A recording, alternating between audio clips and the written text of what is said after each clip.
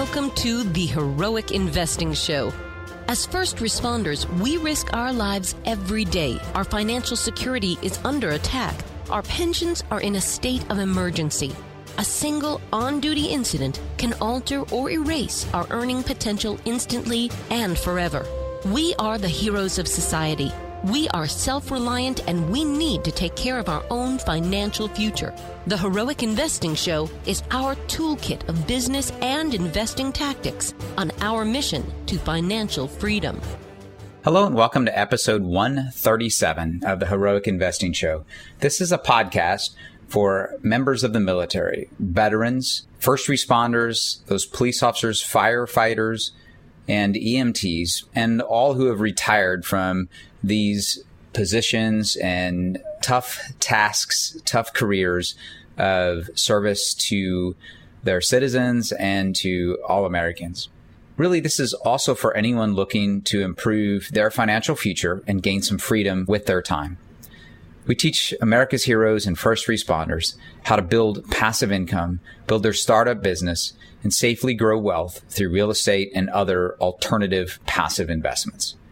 We help current and prior first responders, members of the military and retirees, put protections and systems in place to enable them to build a life where they can focus on their passion, that service or product that they are uniquely gifted to share with the rest of us. My name is Gary Pinkerton, and I co-host this show with Jason Hartman. This is part 2, where Jason is talking with Ken McElroy. A little bit shorter podcast episode today, so I'll give you a little bit of a break. You can squeeze this one in between 2 of our longer episodes. But on this one, Ken actually gets into some of the stuff that I preluded to at the beginning of episode 135. He talks about treating your residents as your customers. It seems like such an obvious thing, but there are so many people that I've met that don't get that. They see their tenants as really just kind of somebody to take money from and abuse. Probably not intentionally, but the way in which they approach these individuals is they're really not treating them as customers.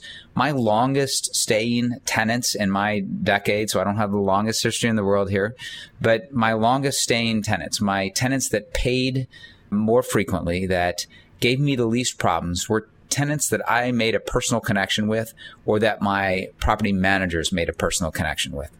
Often, I think it's the property manager that doesn't have the time to spend with the client, that doesn't give them, and I'm not saying have a bleeding heart and give them a break and not actually collect the rents. Again, I have the least problems with tenants that do understand that there's a human on the other side. It's not some evil company taking my rent every month. It's somebody who actually cares. So I've had tenants endure pretty amazing stuff. I have one tenant in a single family home that I have in St. Louis who has endured trees falling on his property, on his roof, and, water coming in the upper floor. Had a tree fall on, that's the house of horrible trees, fell on and took out the deck and their furniture that was on the deck. And one hit their car this most recent year. They've had electrical problems. They've had all kinds of tremendous issues at this place. They've stuck with me because they understand that I'm working hard to provide the best service for them. I've had other tenants who had minor little water intrusion that did nothing but get the tile on their floor wet. And they left stealing 2 months worth of rent and never answering their phone and causing tremendous damage. Why? Because I think there was not a personal connection. It really is my 2 cents. So Ken gets a lot into that, and he has an award-winning company managing thousands of units and consistently time after time after time gets rave reviews from the tenants in his properties.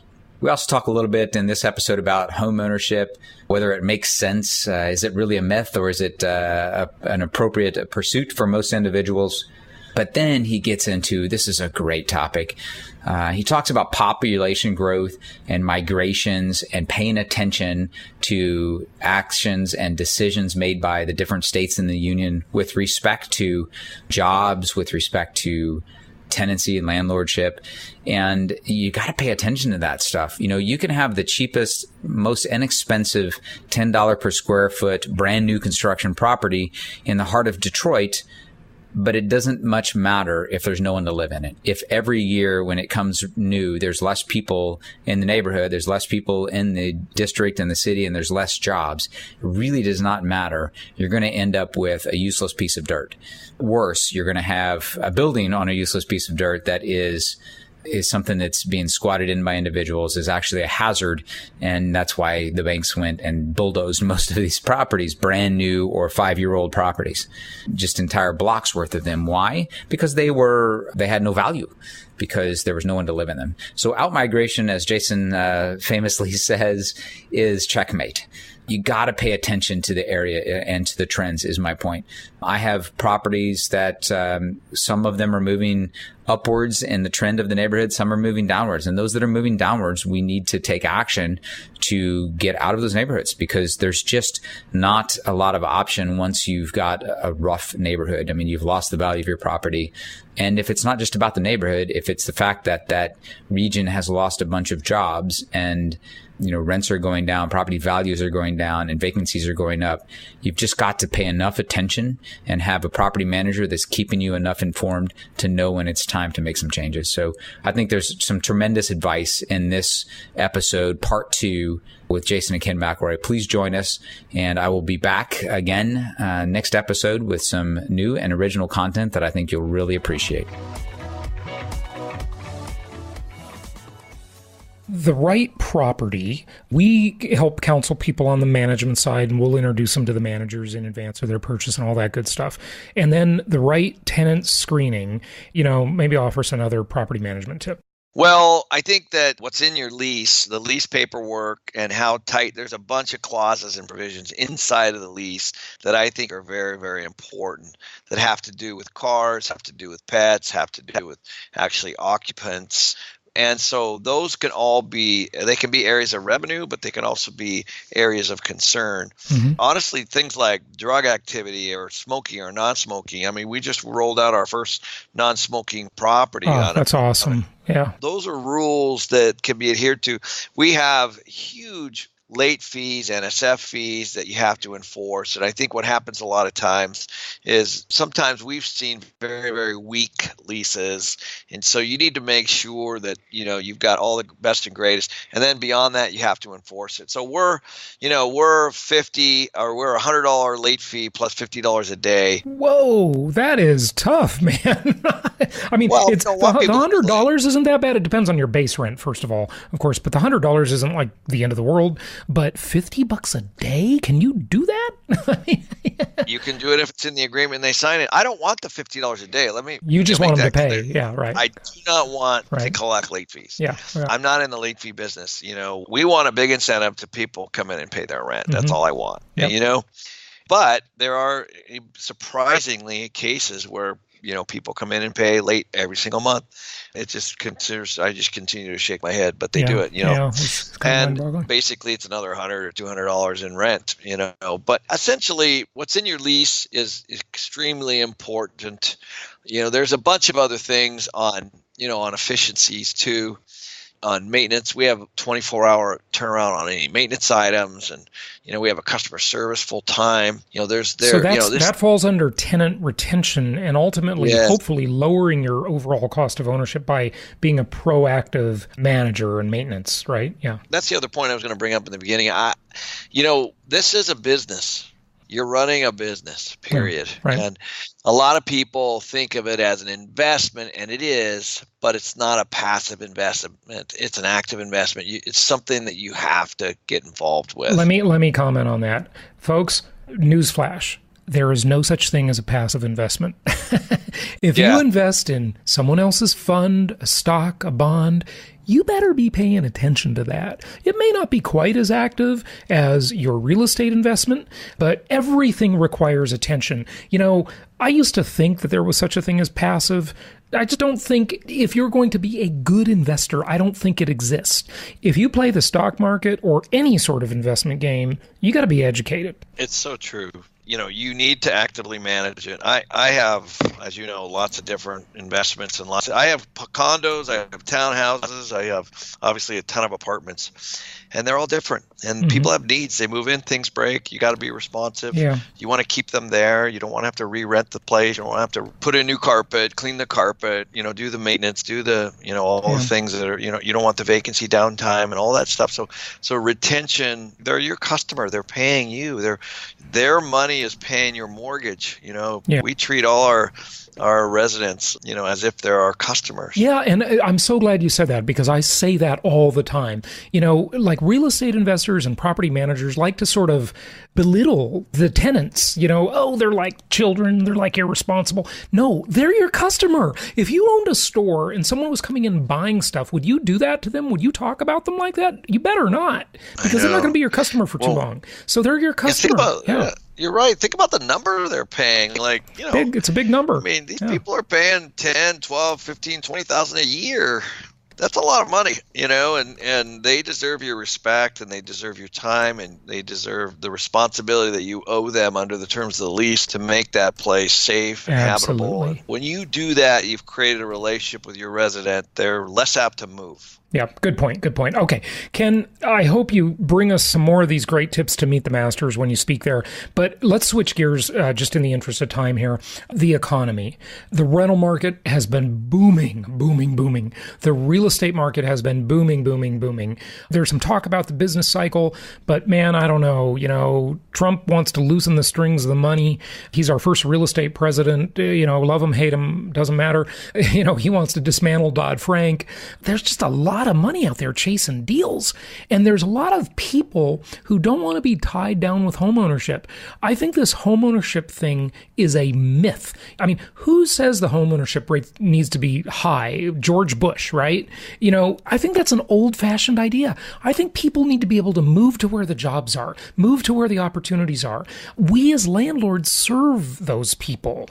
I used to always own big, beautiful homes. I owned several homes up in Newport Coast, California, this beautiful area, one of the most expensive zip codes in the country.